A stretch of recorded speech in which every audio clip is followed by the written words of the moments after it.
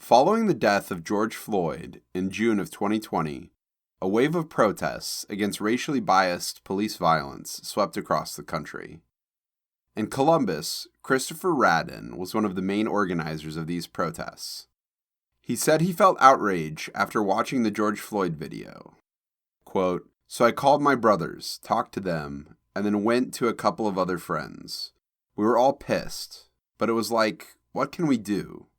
Really, what can we do about that?" So he and his friends decided to take to the streets and were among the first to protest in Columbus.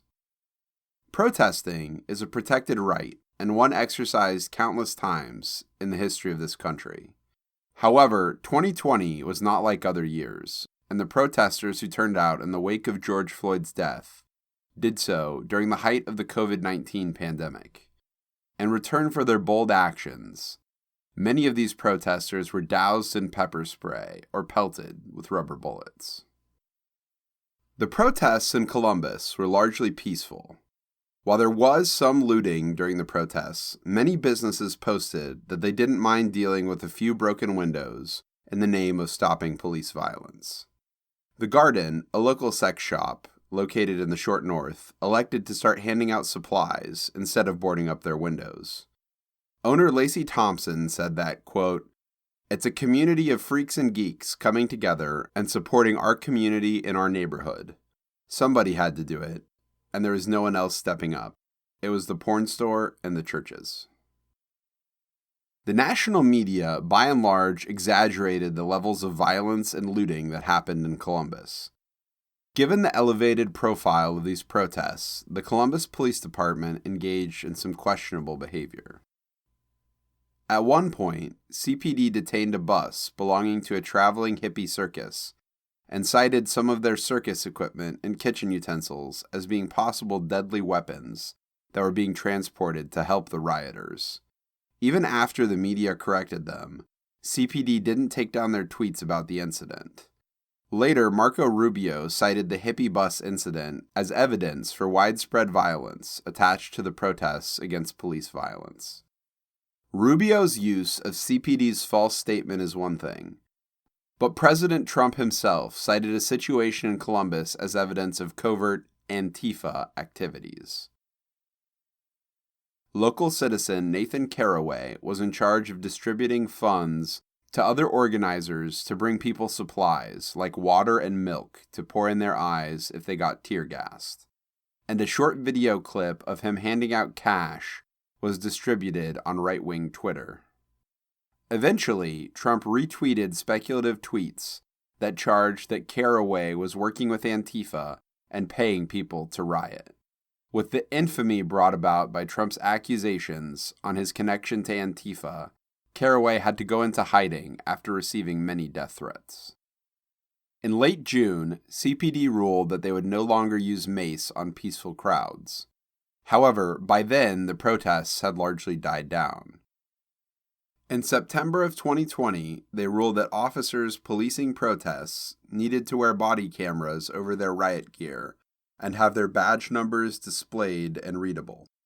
And in November, the city began the process of installing a police civilian review board. Though it was a messy path, real and tangible change could be felt in the city's approach to policing. And it appeared that some good was to come from the protests that had sprung up in the wake of the death of George Floyd. Columbus may not be a city that immediately comes to mind when thinking of the recent Black Lives Matter movement. As of the summer of 2020, they hadn't had any high-profile cases that really brought the national spotlight to the city. But Columbus actually ranks 18th out of the 100 most populous cities for police violence. Columbus stands out not only nationally, but when compared to the other major cities in Ohio. The city has 20% of the state's African American population, but 33% of the total of African Americans shot in Ohio by law enforcement. For comparison, Cleveland has 25% of the state's black population, but accounts for 16% of officer-involved deaths. Cleveland has 5% more of Ohio's black population, but half of the deadly shootings that happen in Columbus. Sean Walton, a civil rights lawyer who would eventually represent the subject of today's episode, Casey Goodson, said that, quote, "People across the country think Columbus is a great place to live. But if you go to these other neighborhoods, they'll tell you that they're suffering, that they're being terrorized. There are these two tiers, and one is thriving while the other is suffering in ways that are a matter of life and death." Hi, I'm your host, Zach Williams. Welcome to Compulsion.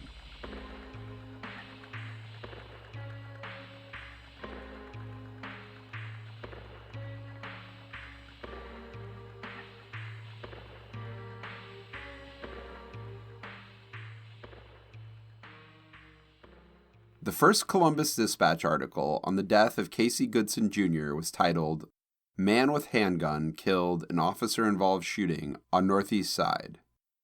The article did not mention either Goodson or the officer by name, but it detailed the officer's account.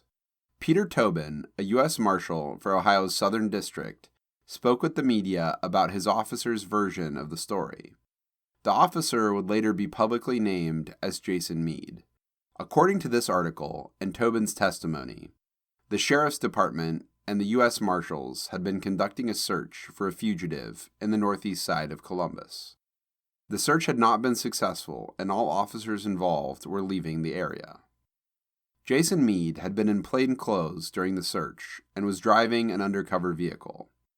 It was while he was leaving the neighborhood that Casey Goodson Jr., according to Tobin, was, quote, driving down the street waving a gun.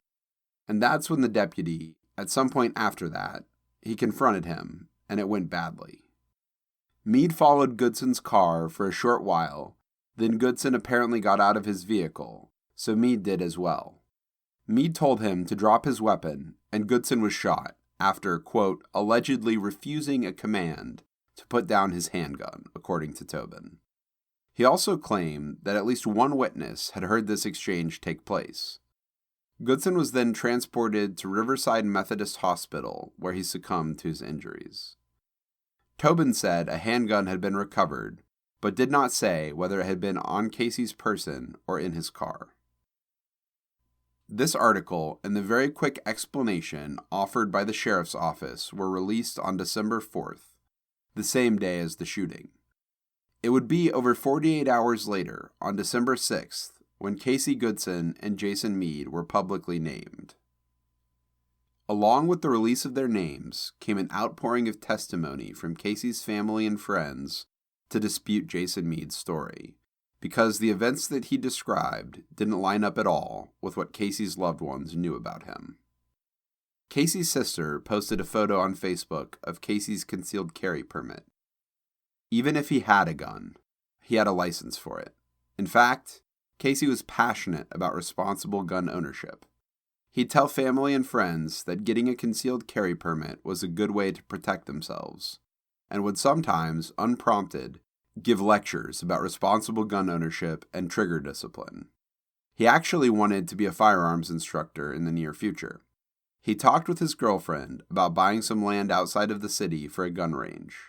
Sean Walton told the Dispatch in a later interview, quote, I get so upset when somebody asks, why did Casey have a gun? Casey wanted to protect his family. That was his right. Casey was brave because he took on the weight of having a CCW knowing that he may die. Walton went on to say that it was very risky for a black man to own a gun, as it could make him even more of a target for police.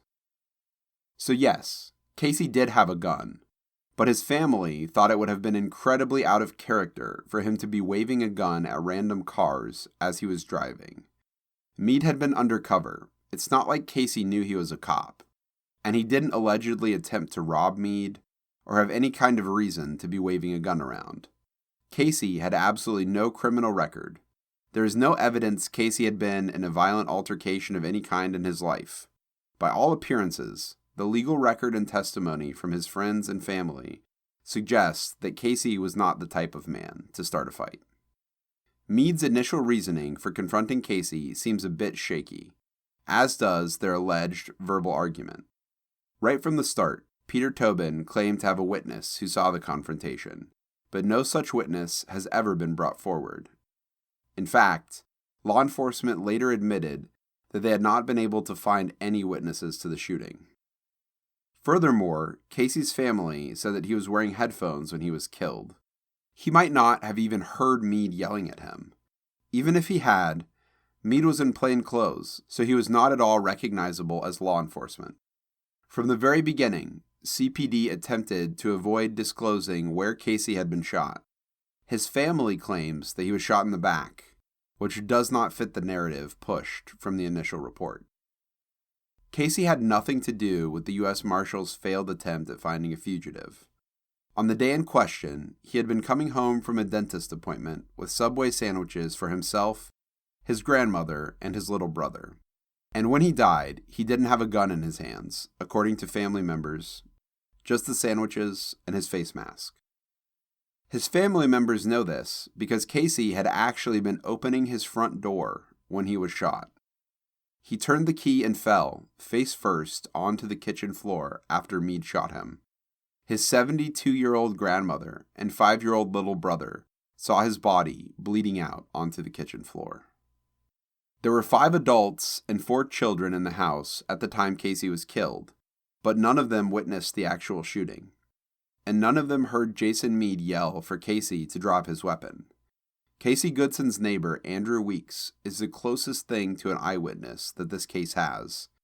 He says he heard someone shouting, followed by several gunshots. He rushed to the window and saw 3 plainclothes police officers huddled around Goodson's body.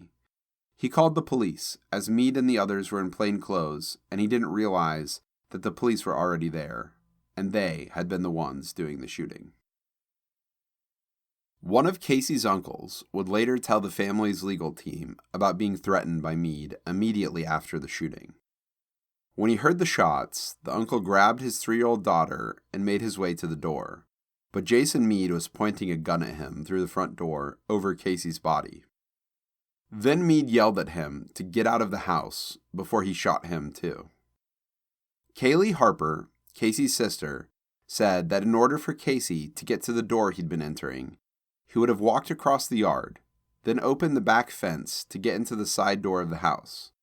She says that he'd actually started stepping into the house when he was shot. She described this on Facebook and said, quote, "If he was such a threat, why did you wait so long to shoot?" In an interview with NBC, Sean Walton said, quote, "Even hours after his death, the keys that he had used to let himself into the house as he was shot and killed hung in the door, a reminder to his family of how close he was to safety."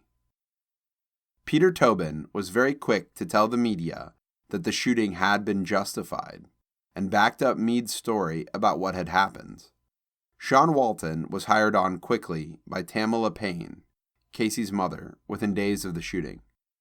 He took on the role of spokesman for the family right away and was quick to refute Tobin's remarks. He told the media, quote, "No investigation has been conducted to our knowledge." At that point, they had not even begun their investigation. So, at the beginning of an investigation, to say it's justified, well, tell us why it's justified. Because at that point, Casey was a law-abiding citizen entering his home after leaving an appointment with his dentist while carrying food. Walton told the media in a statement prepared by the family on Facebook that, quote, "Casey was shot and killed as he unlocked his door and entered his home. His death was witnessed by his 72-year-old grandmother and 2 toddlers who were near the door." He told them that Casey had only had sandwiches and a mask in his hand, and while he did have his CCW license, he did not have the gun in his hands, and it may not have even been on his person. He told the media that Casey had no criminal record and had been involved in absolutely no way with whatever fugitive the marshals had been looking for. And he asked for justice. Quote, "Our demand is that the authorities provide the family with answers for Casey's death, and that the officer involved be held accountable. The family and the community demand swift justice for Casey Goodson." The response to Casey's death was swift and swelled from a small group to large-scale protests. It began with a group of about 40 people who knew Casey had been the victim before it was released to the media. They gathered for a vigil for Casey hosted by the People's Justice Project on December 5th. Then, on December 6th and 7th, protesters took to the streets of downtown Columbus to march. They wanted justice for Casey, and they wanted Jason Meade arrested, as he was still on paid administrative leave, pending the investigation. Tamala was not overly outspoken in the media in the first few days, as her lawyer did not want to compromise the investigation, but she told the media that she wanted the protests to remain peaceful.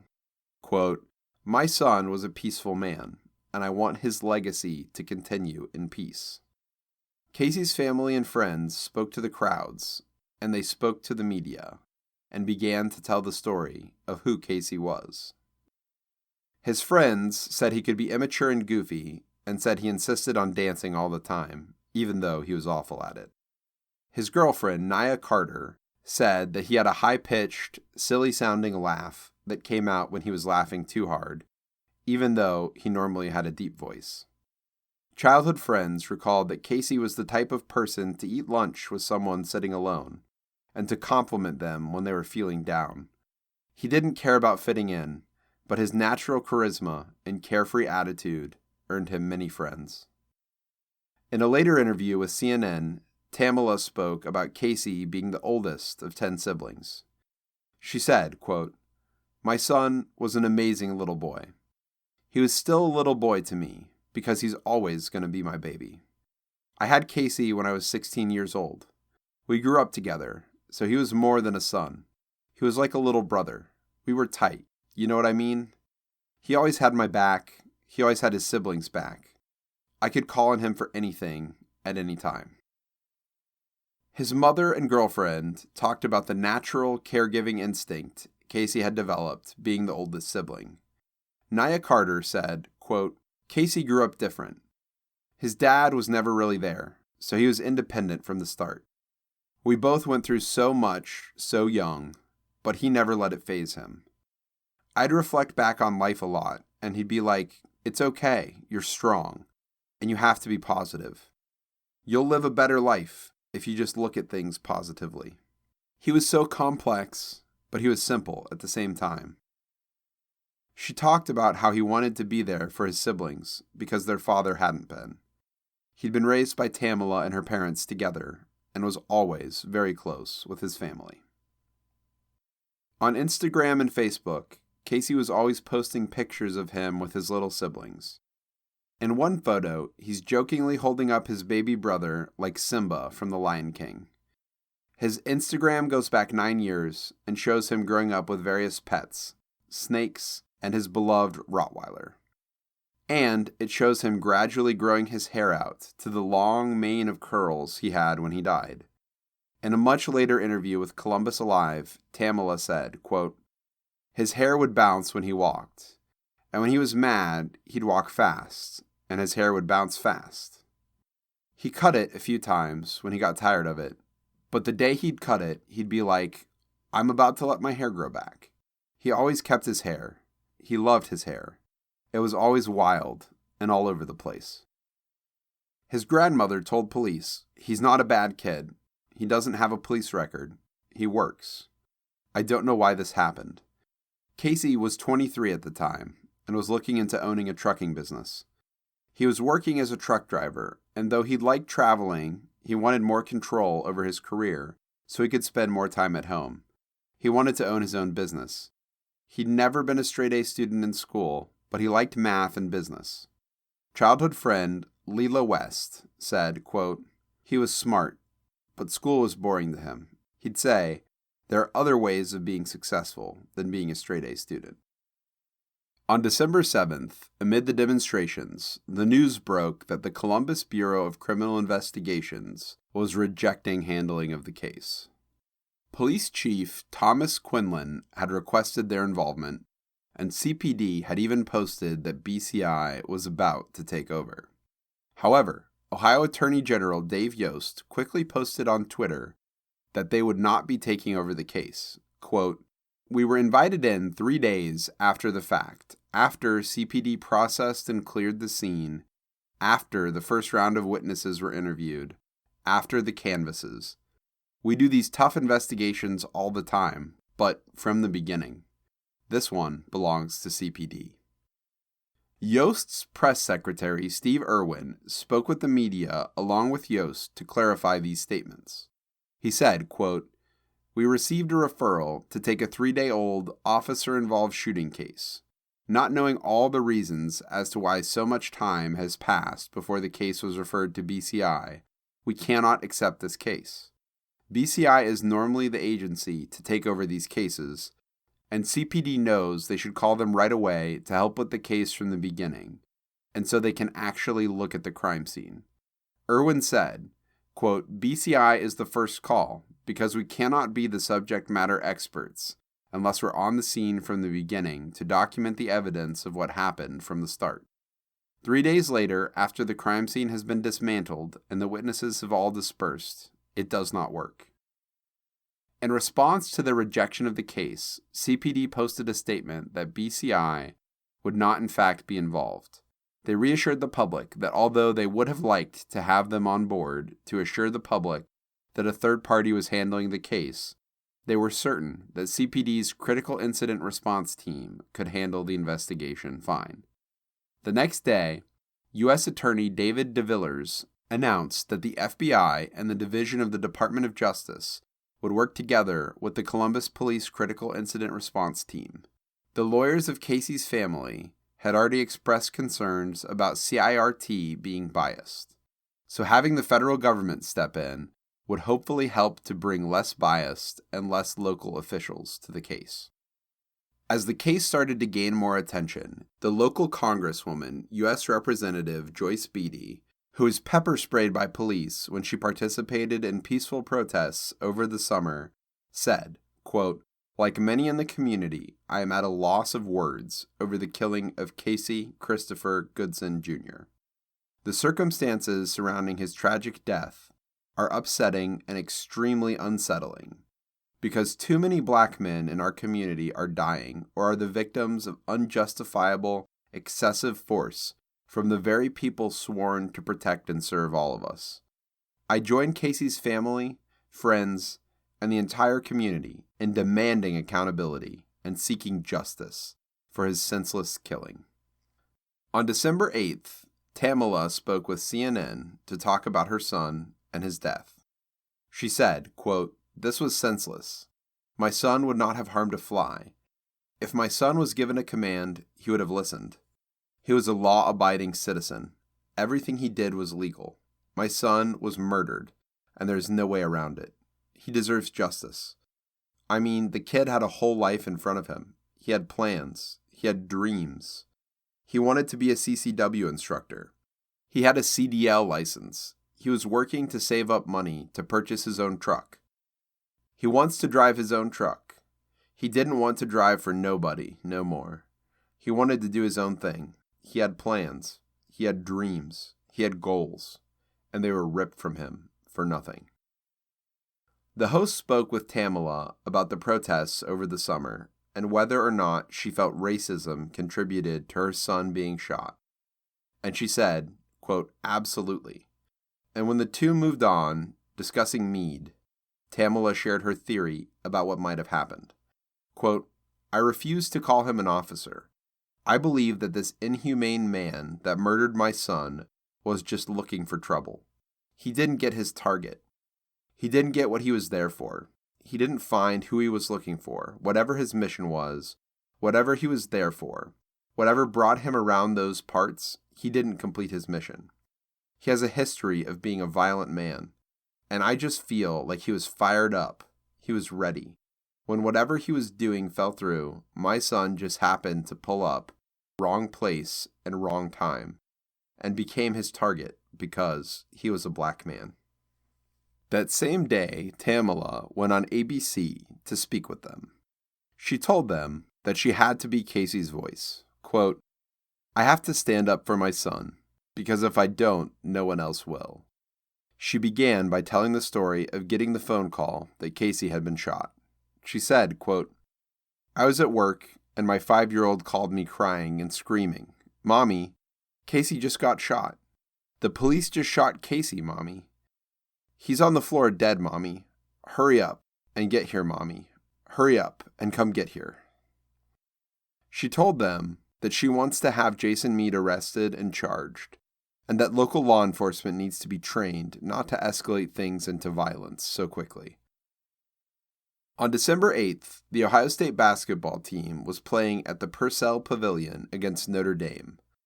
When they played the national anthem, all the players locked arms, but one player, Seth Towns, dropped down to his knee.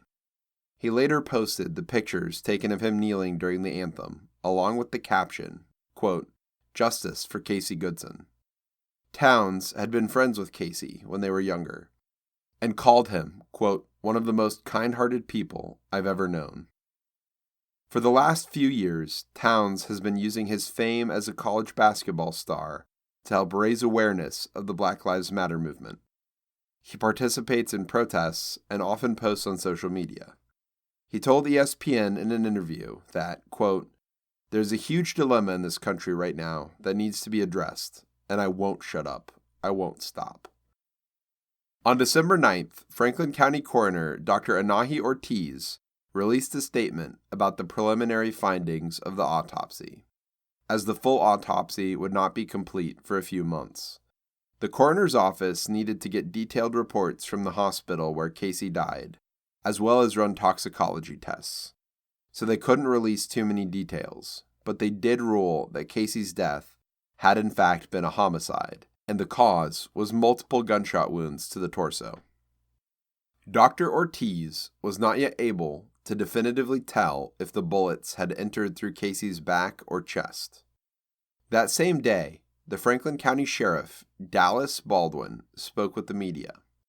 He expressed his condolences, saying, quote, "I'm deeply praying for the family of Mr. Goodson. This is a tragic time, and this is a tragic loss." But then went on to say, quote, "And I'm also praying for Deputy Meade and his family, because there has been a rush to judgment by some, even before the investigation has been completed." On December 10th, Jason Meade's lawyer, Mark Collins, released a statement on Meade's behalf. He refuted the idea that Meade may have mistaken Casey's sandwiches for a gun, and said that Casey did have a gun and that he pointed it at Meade. He reiterated that Goodson was in possession of a gun, but would not say if it was found on his person or in his car, and if it was found on his person, if it had been in his hand. He also once again claimed that there was confirmation that Meade did tell Casey to drop the gun, but also claimed that there were no eyewitnesses. That same day, Tamala and her legal team spoke with NBC and gave an extremely detailed account of what had happened when she came home after getting the call that Casey had been shot. When she arrived on scene, CPD had her family standing in a taped-off area by her niece's car. They wouldn't let Tamala speak to them or let the family come out of the taped area to talk to her, but her 5-year-old was screaming for her, so she went against their orders and grabbed him and put him in her car to warm up while she talked to the police. The rest of the family had to wait in the taped-off area. It was early December, and they wouldn't allow them to go inside and grab their coats or have an officer bring out any coats or blankets. Casey's 18-year-old sister was wearing just a bra in the freezing weather, and no one had shoes or socks on. Tamala remarked that the head sergeant was helpful, but he was mostly talking with her sister, and she said that the rest of the police were unhelpful and, quote, assholes. They wouldn't tell anyone what hospital they took Casey to, and visiting him was out of the question until they processed the scene. At some point, Casey's dog had been shot. It's unclear if he had been shot at the same time as Casey or shortly after, but while police were processing the scene, they dragged Casey's dog out by the neck and threw the dog's bloody corpse in a van in front of the children. Tamala recalled hearing it hit the van floor. When Casey was pronounced dead at the hospital, the only officer to communicate with the family was the previously mentioned lead sergeant. He told Tamala's sister the news, who told the rest of the family. But the police on scene wouldn't let Tamala get close to her children or mother. Many of them were already crying. But when the news broke that Casey had died, more of them broke into tears, and they wanted to hold each other. The police would not allow this, and when Tamala fought against them, they started calling her a bitch. Quote, not once, but several times, I was called a bitch. Tamala and her legal team think this mistreatment was because they were all, even the 5-year-old boy, determined to be suspects in some unspecified crime. Sarah Gelsomino, who is working with Walton, said, quote, from the moment of the shooting, Casey was treated as a suspect. He was treated as a criminal. Not only Casey, but his family. They were treated as suspects. They were treated as criminals. Tamala then moved on to talking about the frustration that the investigation was bringing.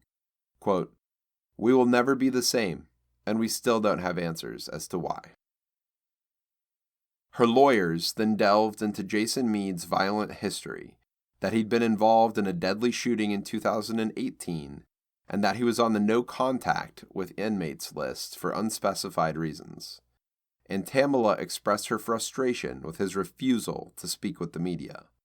She was skeptical that Jason Mead would actually tell the truth if he spoke with the media, but said that he should at least try and tell his story to the press. Quote, but he won't even tell us his lie to try to cover up the fact that he's a racist pig. When Tamala went on to deliver a message to the protesters that had been steadily demonstrating since Casey's death, she said, quote, I want Jason Mead arrested, I want Jason Mead charged, and I want Jason Mead's badge taken, and I don't want Jason Mead to ever be able to practice in law enforcement again. And that is what Casey's protests and Casey's rallies are about. This is about receiving justice for my son. In response to this interview, Sheriff Baldwin said, quote, I listened carefully and with compassion when Miss Payne described deputies at the scene use the word bitch. I am aware there was a large, multi-agency response to the scene, but if one of my deputies used such language at the scene of any tragedy, it would be unacceptable and unbecoming of a law enforcement officer. I am directing internal affairs professionals to do an immediate internal review to determine if such language was used and who may have used it. This will include interviewing these family members if their lawyers permit it. No grieving family deserves to be insulted. The Columbus Dispatch has put in a request for the officers who responded to the scene to release their body cam footage, as it would give evidence to the mistreatment Tamala said she experienced, as well as expose the officers responsible. But CPD has not yet complied or even indicated to the public that they have reviewed the footage. When the protests kicked off that weekend, some of Casey's friends and family spoke to the crowds to tell them about who he was. Melissa Thomas St. Clair had been Casey's 6th grade teacher. She spoke to a crowd in front of the State House about Casey. She told the crowd, quote, listen to me clearly, young people. Casey Goodson was a good man. He couldn't hurt nobody. In response to her speech about Casey, the Columbus Dispatch reached out later that week to get even more information about her bond with Casey. Melissa said that as a child, Casey was always a helpful and friendly student. Quote, if someone lost something in the room, Casey would stay behind to find it. Casey didn't conform and was an individual who was always helping everybody else out. Melissa talked about Casey reaching out to her when he was a young adult in 2013. Her son had recently been murdered, so Casey wanted to check up on her and offer support. He texted her to ask if she remembered him, and she said, quote, Casey, I know exactly who you are. Of course I remember you. He then texted her, quote, I just wanted you to know you guys are in my prayers, and I wanted you to know if there's anything I can do to raise money and anything to help. I will do that. But hey, keep your head up, Miss St. Clair. I remember you as a strong woman, but if you ever need an ear to talk to, I'll be here for your support. She responded with, quote, this message means more than you know. She then told the crowd that after her son was murdered, she thought about taking her own life, but the support from Casey and others helped her through it. Quote, "I'm a mother who lost a child, and I had a child come to my rescue." She told the Dispatch the story of Casey reaching out after her son died and said, quote, "Casey was my refuel at a time I wanted to throw in the towel. He was my reason to keep pouring my soul into my current students. He became my constant motivation when the frustrations would outweigh the purpose. Casey did not know each time he randomly checked on me, he was the lighter that would relight my candle of passion when the career barriers seemed to be too much." He reached out again a few years later when Melissa was hit by a drunk driver and injured. While she was recovering, Casey would check up on her frequently. Quote, "He was always so caring, saying things like, 'Just checking in on you, Miss St. Clair,' or 'keeping you in my prayers.' I just can't say enough good things about this young man, and I want the world to see that side of him." She told the Dispatch that she often looks through the photos that Casey would send her after they started keeping in touch. He sent her pictures from his truck driver training and a photo the day he graduated. Then he started sending her pictures as he traveled across the United States, working as a commercial truck driver. He'd snap pictures of sunsets and scenery, or just pictures of his Rottweiler in the passenger seat, traveling across the country with him. A few weeks before Casey was killed, they had bumped into each other at the store and took a picture together. She said, quote, "I had the biggest smile on my face, and so did he." Melissa has been sharing her memories of Casey since he was murdered, and it's led to more donations to the nonprofit group Mothers of Murdered Columbus Children, which was actually founded by Thomas St. Clair after her son was murdered. She never could have predicted that the same young man who reached out to her to support her when her son was killed would be represented by the very same charity she had started in her son's honor.